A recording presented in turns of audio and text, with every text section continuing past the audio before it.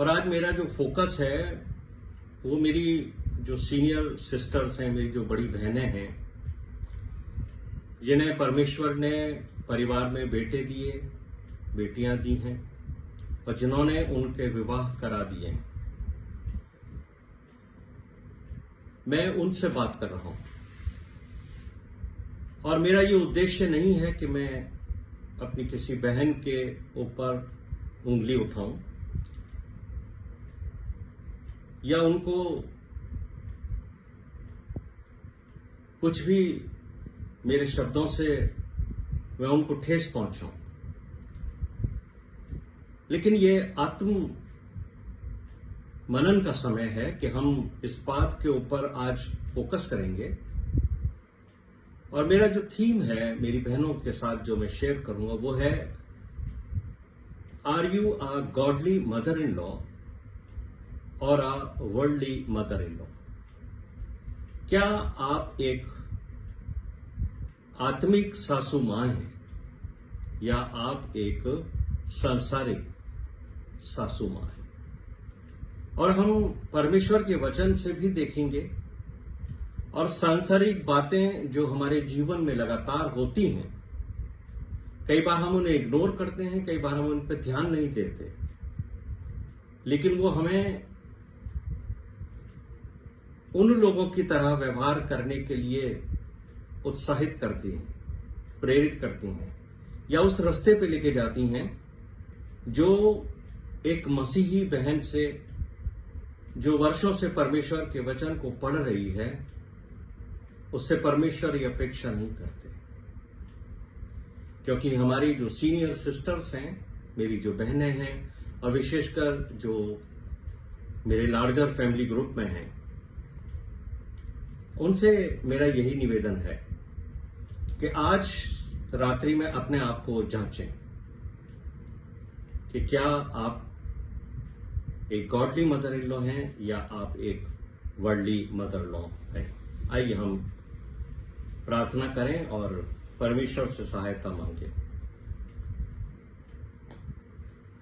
हमारे जीवित, महान और अत्यंत दयालु स्वर्गीय पिता, राजाओं के राजा, प्रभुओं के प्रभु, सर्वशक्तिमान हमारे ईश्वर, इस संध्या काल में आपके वचन से हम मार्गदर्शन चाहते हैं। हमारे मुंह की बातें और हमारे दिल के ख्याल तुझे पसंद आए। ऐ हमारी निजात, हमारी चट्टान, हमें फिदिया देने वाले यसु मसीह के मीठे और मुबारक नाम से मांगते, सुनो कबूल कर, आमीन। इफिसियों का 4 अध्याय, उसका 29वां पद।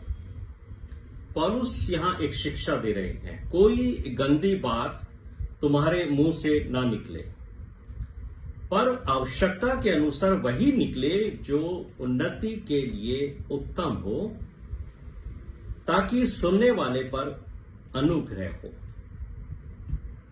इंग्लिश की बाइबल कहती है, no correct communication proceed out of your mouth. कोई गंदी बात। अब ये गंदी बात क्या होती है? एक सासू मां कैसे जाने कि उसने गंदी बातें बोली हैं? ये तो हमें मालूम है कि यदि हम मार्केट से कोई सड़ा हुआ फल ले आए और उसे खा लें तो निश्चित तौर से हमारा शरीर बीमार हो जाता है।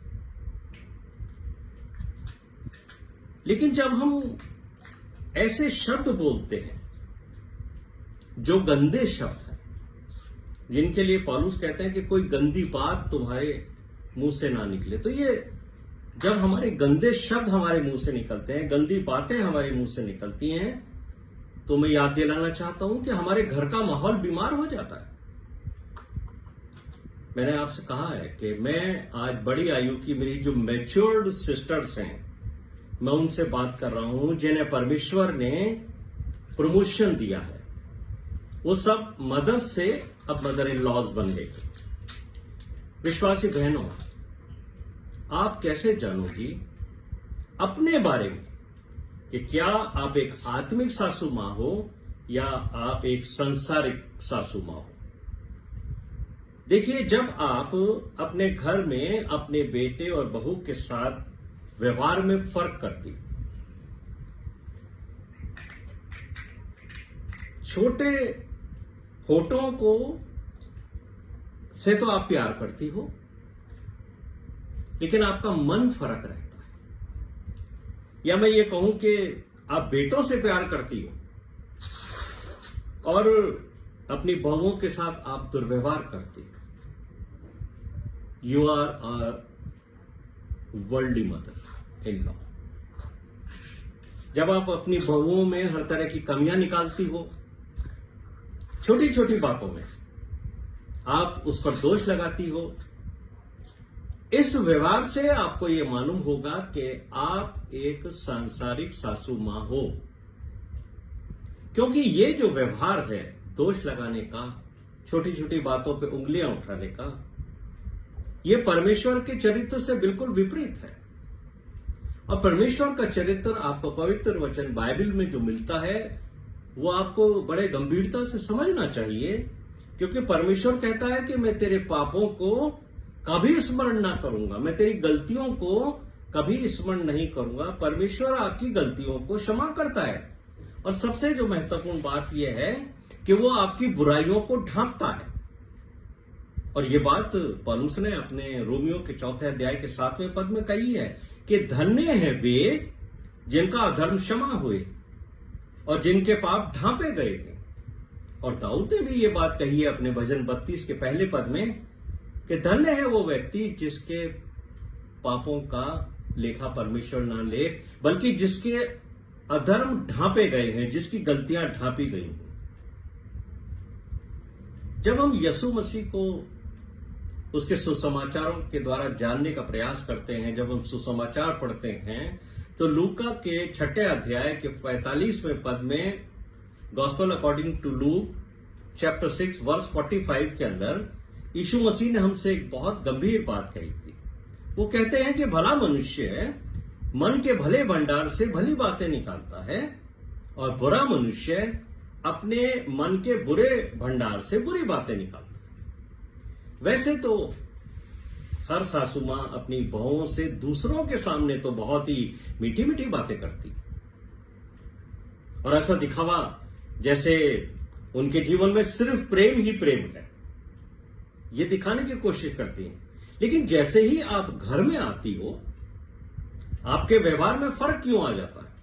कभी आपने सोचा, कभी आपने अपने आप को जज करा, अगर मेरी एक भी बहन ऐसी है जिसके व्यवहार में बाहर और उसके घर में अपनी बहू के साथ बातचीत के अंदर फर्क आता है, तो आप ये सोचिए कि आप किस तरीके का जीवन व्यतीत कर रही हो।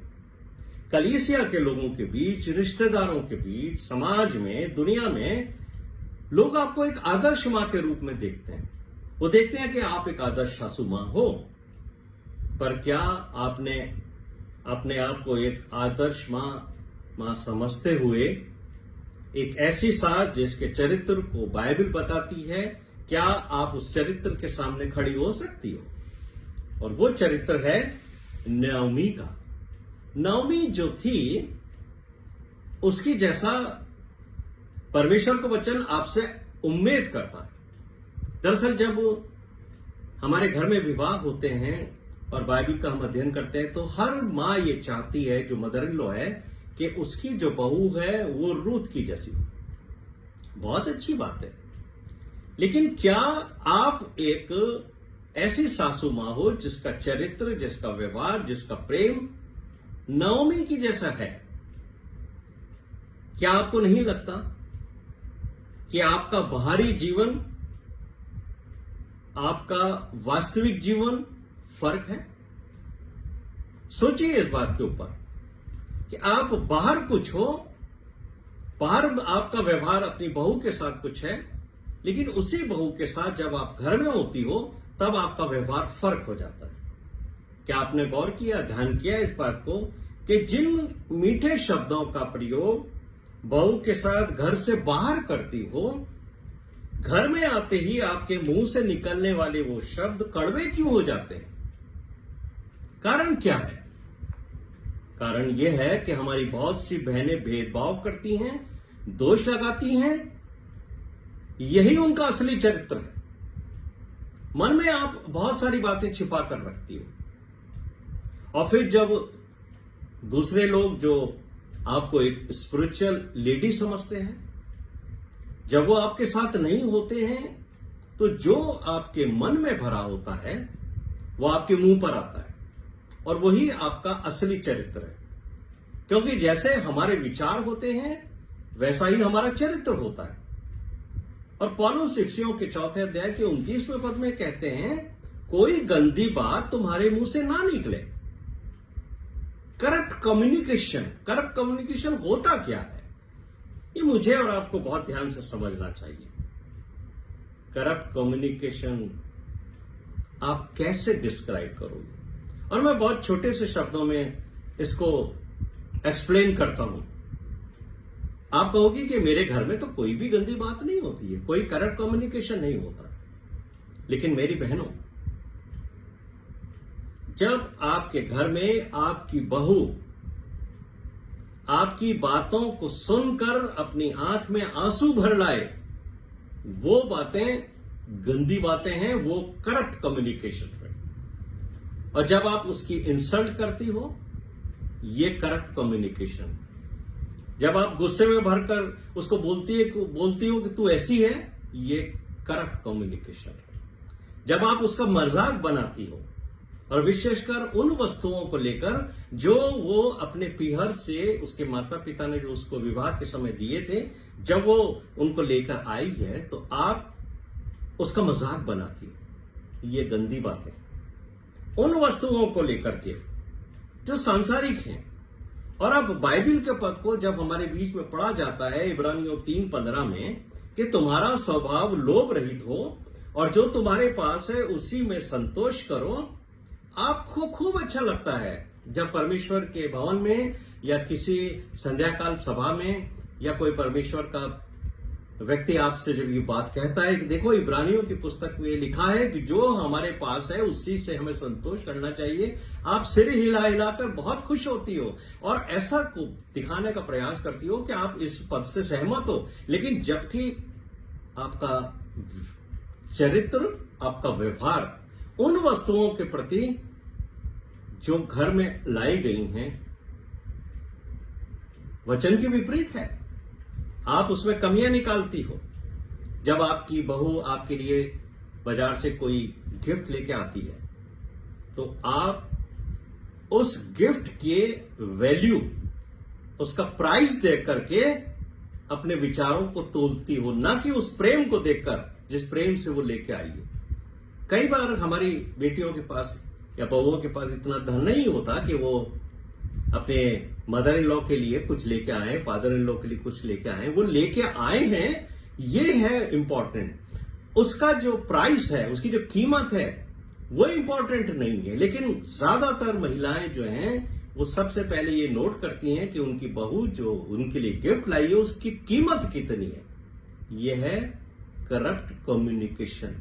कई बार आप बोलती नहीं हो लेकिन आपके व्यवहार से ही महसूस होता है कि आपका मन और आपके शब्दों में बहुत अंतर है। जब आप गुस्से में अपनी बहू को बुरा भला कहती हो, यदि उस घर में उससे कोई क्रॉकरी टूट जाए, कोई सामान गिर जाए, कोई नुकसान हो जाए, आप बरस जाती हो, चिल्लाने लगती हो। आप कभी आपने सोचा ये क्या व्यवहार है आपका? किन चीजों से आप प्रेम करती हो? क्या आप अपनी उस बहू से प्रेम करती हो जिसको आप लेके आई हो अपने घर में, या उन सांसारिक वस्तुओं से आप ज्यादा प्रेम करती हो जो उसके हाथ से गिरकर टूट गई हो? ये सोचने वाली बात है कि क्या आप एक सांसारिक सासू मां हो? अपने बेटे से भी और अपने बहू से भी कई बार बहुत सारी महिलाएं ये आशा रखती हैं कि वो अपनी पूरी की पूरी सैलरी अपनी मां के हाथ में। और अक्सर मैं ये सुनता हूं कि लड़कियां मुझे बताती हैं कि हमारी पूरी सैलरी जो है वो मेरी मदर इन लॉ लेती है, और फिर बड़े प्यार से बोल देती हैं जब तुझे जरूरत हो ना तो मांग लेना। आपने कभी सोचा एक बेटी जो पूरे महीने अपने जॉब में काम कर रही है, मेहनत कर रही है, अब वो पूरे महीने आपके सामने हाथ फैलाती रहे, 100-100 रुपए मांगती रहे कि उसको अपनी स्कूटी के अंदर 100 रुपए का पेट्रोल डलाना है। ये वो बातें हैं जो मैं आपसे शेयर कर रहा हूं, जो हकीकत है। और 100 रुपए का पेट्रोल डला के दूसरे दिन अगर बहू ने कह दिया कि मम्मी जरा 100 रुपए और देना, पेट्रोल डलाना है, तो आप कहते कल ही तो डलवाया था पेट्रोल, इतनी जल्दी खत्म हो गया। मतलब आप देखिए कि आपका व्यवहार कैसा है, कितना महंगाई है इस समय में। आपको ये ध्यान रखना है कि जब आप बोलती हो तो आपके शब्दों को परमेश्वर भी सुनता है। How will you identify yourself as a worldly mother in law? कैसे करोगी आप अपने आप को, कैसे जांचोगी आप? यदि आप दूसरों के सामने अपनी बहू का मजाक उड़ाती हो, you are a worldly mother in law. यदि आप अपनी बहू के बारे में गॉसिप्स करती हो, कई बार छोटी छोटी बातें भी मनगढ़ंत जो हैं वो अपने रिश्तेदारों में और उसमें लोग फैला देते हैं, आप एक सांसारिक सासू मां हो। जब आप दूसरों के सामने या अपने घर में आप पूरे समय अपनी बहू पर कुड़कुड़ाती हो, आप एक सासू मां हो जो सांसारिक जीवन व्यतीत करती है। जब आप बिना सोचे समझे बोलने लगती हो, आप एक सांसारिक सासू मां हो। और परमेश्वर का वचन ऐसे लोगों के लिए जो बिना सोचे समझे बोलते हैं, नीति वचन 12वें अध्याय के 18वें पद में कहता है, ऐसे लोग हैं। मसीहों के बीच में, अन्य जातियों की बात नहीं कर रहा हूं मैं, मसीहों के बीच में ऐसे लोग हैं जो अपने आप को विश्वासी कहते हैं। नीति वचन 12वां अध्याय उसका 18वां पद पढ़िए, वहां लिखा है, जिनका बिना सोचे विचार के बोलना तलवार के समान चुभता है। आज मैं अपनी वरिष्ठ बहनों से, जो सीनियर मेरी सिस्टर्स हैं, मैं उनसे पूछता हूं, my dear elder sisters, are you a godly mother और अ वर्ल्डली मदर? इसके पहले कि परमेश्वर आपको न्याय करे, आप विचार करें इस रात्रि के अंदर कि आपका व्यवहार कैसा है।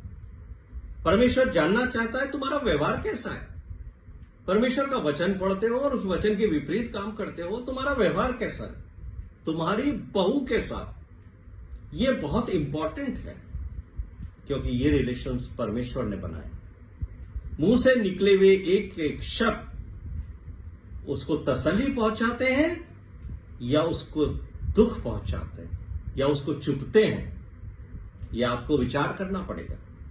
गलतियां सबसे होती हैं, आपसे भी बहुत गलतियां हुई हैं, ऐसा नहीं है कि आपसे कोई गलतियां नहीं हुई हैं। अरे गलतियों से ही तो इंसान सीखता है।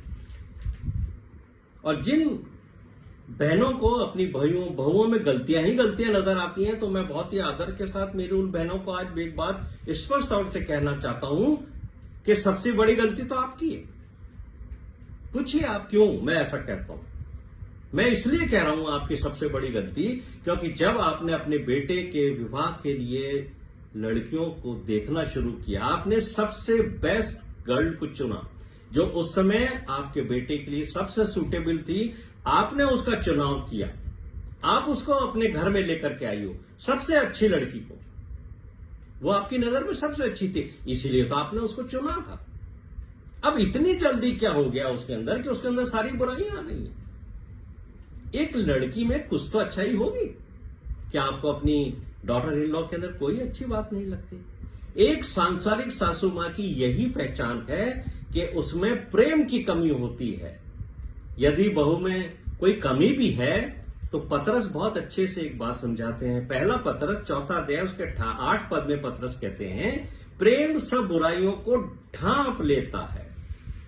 अगर प्रेम है तो आप उन बुराइयों की चर्चा नहीं करोगे, उसे ढांपोगी। और प्रेम ही है जो उसको एक अच्छा मार्गदर्शन देगा, उसको एक अच्छी शिक्षा देगी। सभी कमियां आपके दामाद में और आपकी बहू में है, ऐसा नहीं है। अक्सर मैं ये देखता हूं कि महिलाएं जो है अपने दामाद और उसके परिवार में सबसे ज्यादा कमियां बोलती हैं, अपनी बहू और उसके परिवार में सबसे ज्यादा कमियां निकालती हैं। ये जो व्यवहार है इसका परिणाम घर टूटने तक पहुंचता है। ये धीरे धीरे मसीह समाज में बढ़ता चला जा रहा है। और नीति वचन 14वां अध्याय उसका पहला पद हमें अच्छा लगता है। हर महिला कहती है, ये मेरे लिए लिखा है कि बुद्धिमान स्त्री अपने घर को बनाती है और मूढ़ स्त्री अपने हाथों से उसको ढा देती है। मूढ़ स्त्री कौन है? अरे बुद्धिमान तो आप सब हो। एक ही महिला के अंदर बुद्धिमान स्त्री भी पाई जाती है, लेकिन जब वो एक वर्ल्डली मदर इन लॉ की जैसे व्यवहार करती है, उसमें मूर्खता पाई जाती है। याद कीजिए, आपका घर आप कैसे बर्बाद कर रही हो, समझिए उसको। अपने बेटे और बहू की गृहस्थी आप बर्बाद कर रही हो, अपने दामाद और अपनी बेटी की गृहस्थी भी आप बर्बाद कर रही हो। आपने जो मेहनतों से, वर्षों से मेहनत की, अपने घर को बसाया, अपनी गृहस्थी को बसाया, अपने बच्चों को पढ़ाया लिखाया, उनको किसी लायक कराया, उनके विवाह कराया, अब आप चाहती हो कि सब आपके कंट्रोल में रहें। ये सबसे बड़ी समस्या हमारी बहनों की। आप चाहती हो कि हर व्यक्ति आपकी बातों को महत्व दे, आपके घर के अंदर सिर्फ आपका डिसीजन फाइनल हो। बहुत सी महिलाओं का ये चरित्र हो गया है कि वो अपने हस्बैंड को भी कंट्रोल करना चाहती हैं। और उत्पत्ति के 3 अध्याय 16वें पद में ये बात स्पष्ट तौर से परमेश्वर ने लिखी है। ये आपके ऊपर, आप हवा के पाप का परिणाम है जो आपके चरित्र में आ गया है।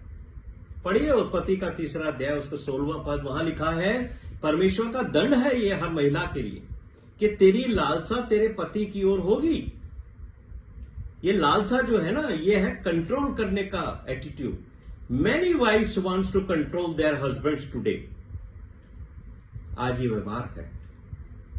और जो बात परमेश्वर ने उत्पत्ति के 3 अध्याय में पुरुष से कही थी, आदम से, कि तुझे जो ये हेडशिप दी है ना मैंने, अब इसके लिए तुझे स्ट्रगल करना पड़ेगा, क्योंकि तेरी वाइफ ने जो पहले गॉडली जीवन था, ये करप्ट लाइन आने की वजह से जब हवा को उसने बहका दिया शैतान ने, तब उसमें जो सबमिसिव की भावना थी वो रिड्यूस हो गई है और उसके अंदर लालसा बढ़ गई है उस पोजीशन को प्राप्त करने की जो हेडशिप की होती।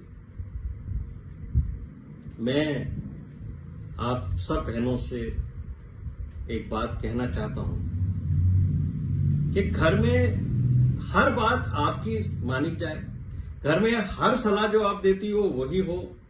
यहां तक कि मैंने ये देखा है कि सांसारिक जो सासू माएं होती हैं, वो अपनी मैरिड डॉटर्स की लाइफ में भी इंटरफेयर करती हैं। वो चाहती हैं कि मेरी बेटी का विवाह हो गया है, लेकिन मेरी बेटी अपने घर में जो भी काम करे वो मुझसे पूछ के करे।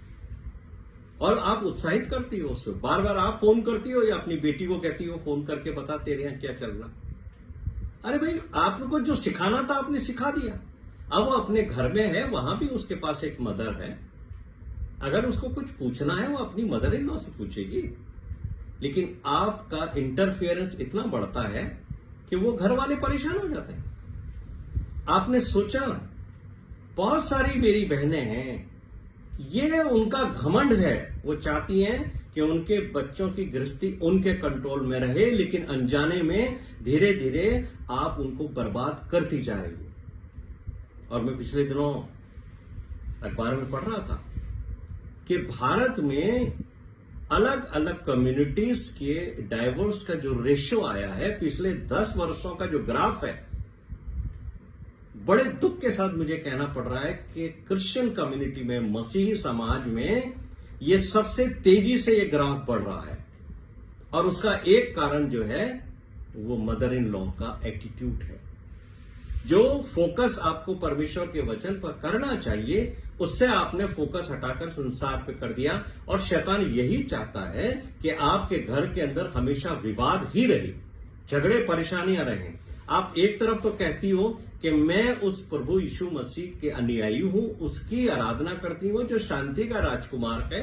और आपने कभी यह सोचा कि जिस शांति के राजकुमार की आप आराधना करती हो, आपके ही घर में शांति? कमाल हो गया।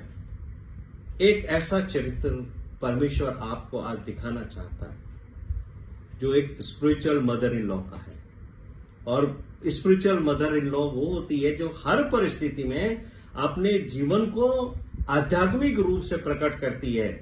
प्रेम पर आधारित वो जीवन होता है जो एक मदर इन लॉ जो स्पिरिचुअल लाइफ जीती है उसके जीवन में होता है।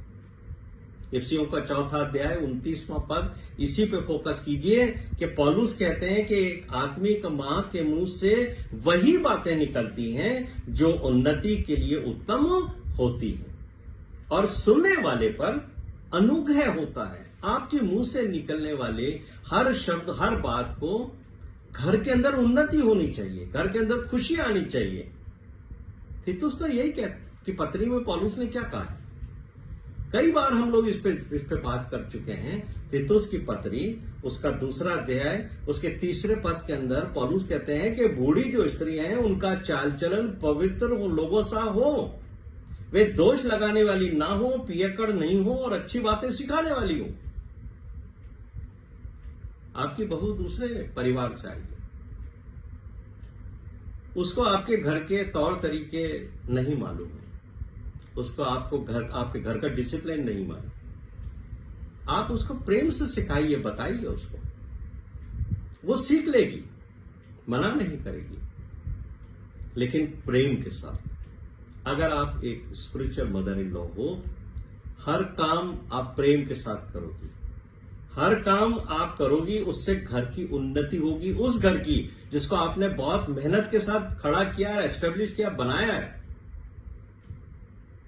तो जो बात की पत्री को जो पौलुस कहते हैं ना, वो ये कहते हैं कि दोष लगाने वाली ना हो और पियक्कड़ नहीं हो।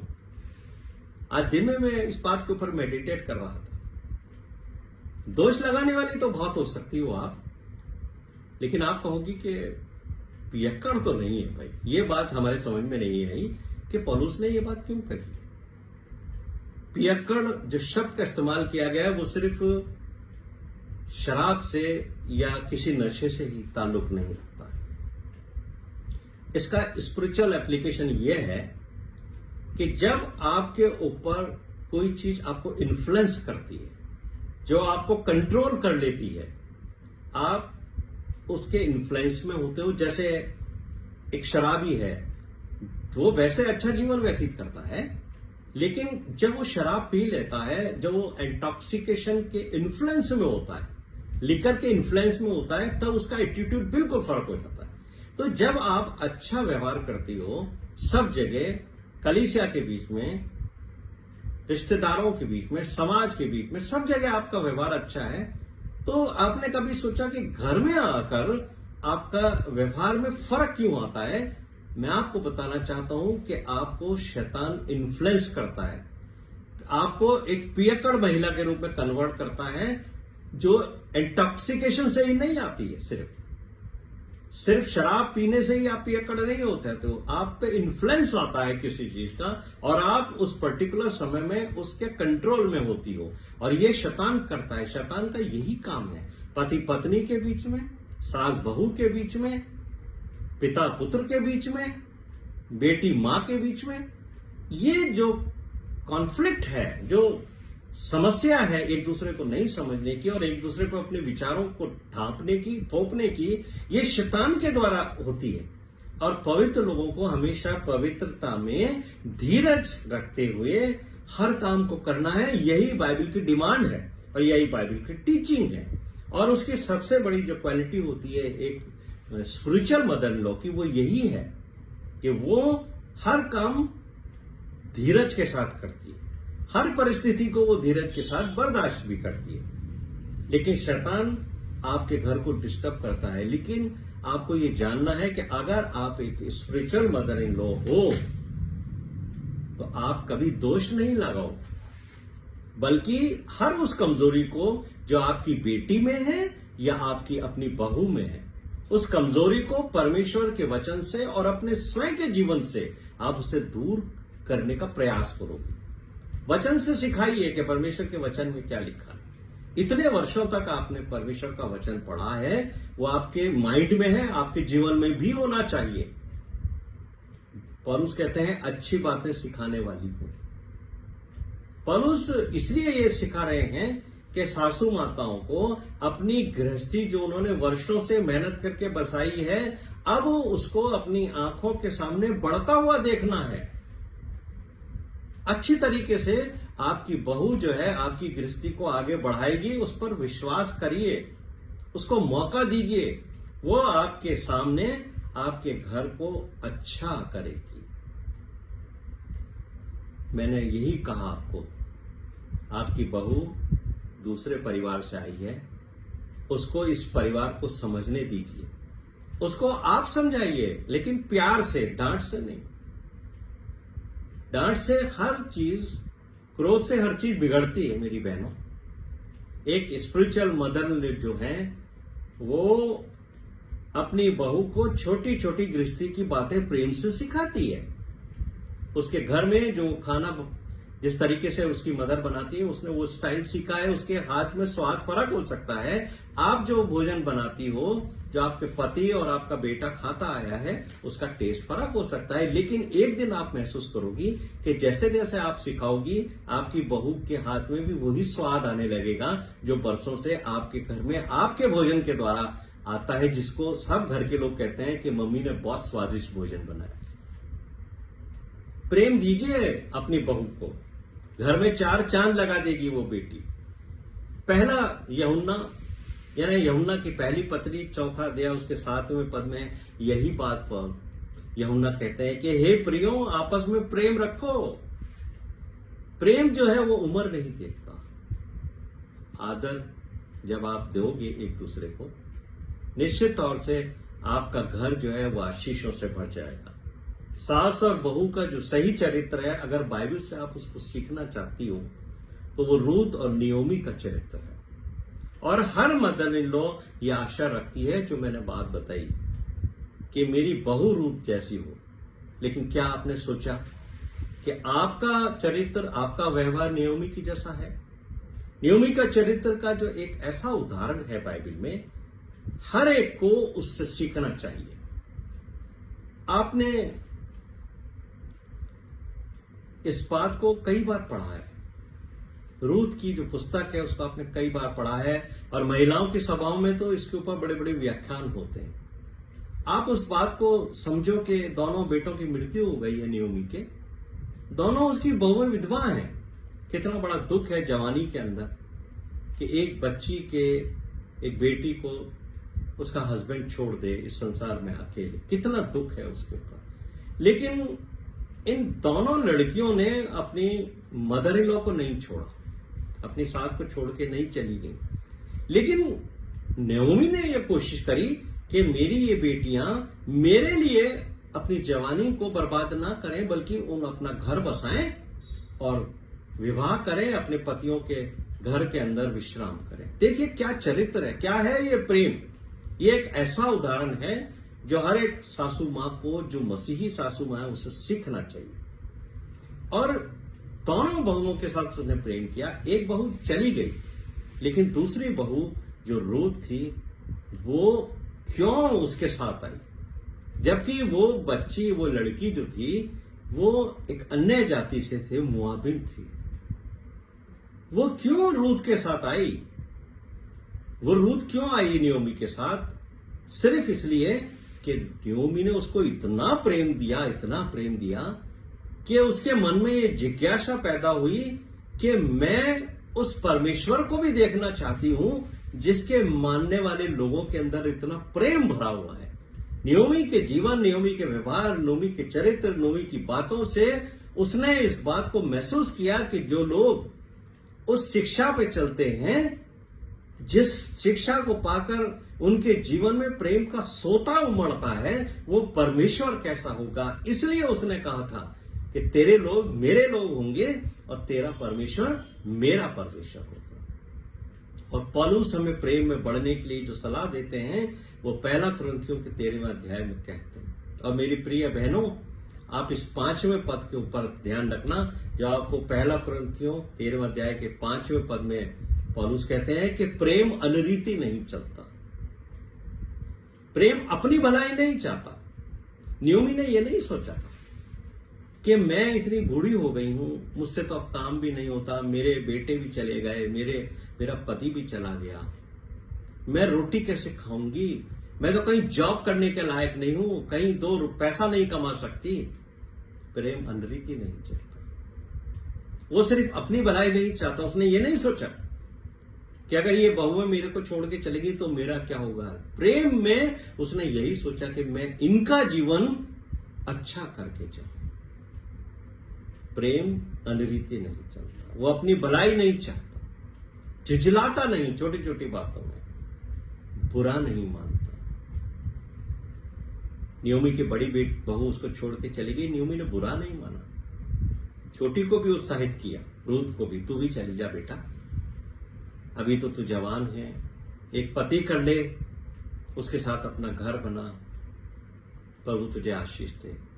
लेकिन एक सासू मां, जो एक परमेश्वर को जानने वाली सासू मां है, उसके प्रेम से प्रभावित होकर रूथ ने उसको नहीं छोड़ा और उसके साथ चली आई, और उसकी सासू मां की वजह से परमेश्वर ने उसे आशीष दी कि नियोमी को एक अच्छा घर मिला, उसकी बेटी समान उसकी बहू को भी एक पति मिला, नियोमी दादी भी बन गई, उसने बच्चों को भी खिलाया और परमेश्वर ने उसको एक आनंद गृहस्थी दी।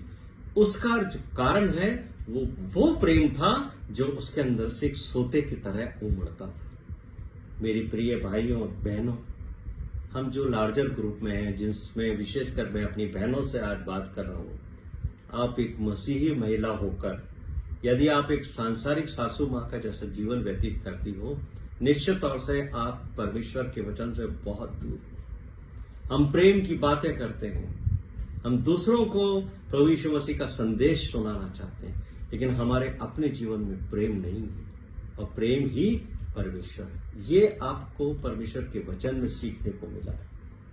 मैं आपको ये बताना चाहता हूं कि आपके परिवार में प्रेम, शांति और धीरज देने के लिए आपको यीशु मसीह को आमंत्रित करना पड़ेगा, यीशु मसीह को अपने बीच में महसूस करना पड़ेगा। जब भी आपकी बहू से कोई गलती हो, जब भी आपकी बहू से कोई ऐसा काम हो जिससे आपको झिझलाहट हो, गुस्सा हो, तो याद रखिए, ये फील करिए कि यीशु मसीह आपके पास खड़ा है। और क्या आप यीशु मसीह की उपस्थिति में अपने घर में किसी भी व्यक्ति के साथ ऊंची आवाज में बात कर सकती हो, या उसको दोष लगा सकती हो, या उसको बुरा भला कह सकती हो? सोचिए, ये व्यवहार, ये एहसास कि प्रभु यीशु मसीह मेरे साथ खड़ा है, आपके चरित्र को बदल देगा। अगर आपने गुस्से पर कंट्रोल कर दिया, यीशु मसीह ने कहा है क्रोध पर कंट्रोल करो, क्रोध कभी मत करो। अगर आपने क्रोध पर कंट्रोल कर लिया, आपके जीवन में प्रेम ही प्रेम बढ़ेगा। मैं कई बार जब यंग गर्ल्स को या जिन लड़कियों का विवाह होने वाला होता है, मुझे आमंत्रित किया जाता है कि मैं आकर उस प्रार्थना सभा में परमेश्वर के वचन को बांटूं, मैं आपको बताना चाहता हूं, मैं इससे भी ज्यादा कठोर शब्दों में लड़कियों को चिताता और उनसे बात करता हूं। इसका कारण है कि मैं चाहता हूं कि वो उस घर में जाकर कोई समस्या पैदा ना करें, बल्कि एक ऐसी डॉटर इन लॉ बनकर अपने आप को साबित करें जिसका चरित्र रूथ का चरित्र हो, जिसके जाने से वो घर आनंदित हो, खुशियों से भरे, और उस घर में जो माता पिता हैं, जिनके घर में एक बहू आई है, वो बहू उस परिवार को आगे बढ़ाने वाली हो, ताकि वो लोग तुम्हारे जाने से दादा और दादी बने और वो अपने संतान के अलावा अपने बच्चों के बच्चों को भी देखें। मेरी प्रिय बहनों, मेरा कहीं ये उद्देश्य नहीं है कि मैं आप पर उंगली उठाऊं, लेकिन ये मनन का समय है कि आप स्वयं देखें कि क्या आप एक स्पिरिचुअल मदर इन लॉ हो या आप एक सांसारिक सासू मां हो। यदि आपके जीवन में कुछ कमियां हैं भी, तो परमेश्वर का वचन आपको इन कमियों में से हमेशा छुड़ाएगा। लेकिन उसके लिए आवश्यक है कि आप प्रभु यीशु मसीह के प्रेम को स्वीकार करो। और यीशु मसीह कहते हैं तुम्हारे अंदर से एक प्रेम का सोता फूट पड़ेगा, जो प्रेम का सोता कई लोगों के लिए आशीष का कारण होगा। प्रभु इस वचन के ऊपर आशीष दे, आमीन। आइए हम प्रार्थना करें और परमेश्वर